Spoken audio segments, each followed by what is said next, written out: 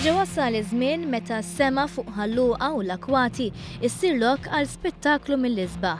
Is-sibt 26 u l-ħadd 27 ta' Settembru se titella 23 edizzjoni ta' The Malta International Air Show.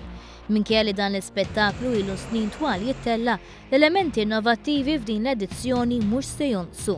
Għall-ewwel darba se jkun hemm il-parteċipazzjoni ta' żewġ helikopters ġodda tar-Royal Navy tar-Renju Unit.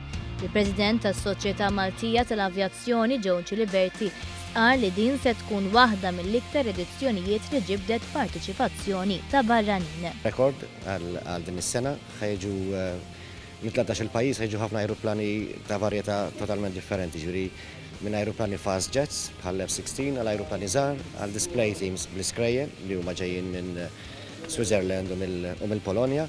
Ħajkun hemm varjetà naħseb din ħankun waħda mill-aħjar fil-varjetà ta' ajruplani minn size għal speed għal kollox.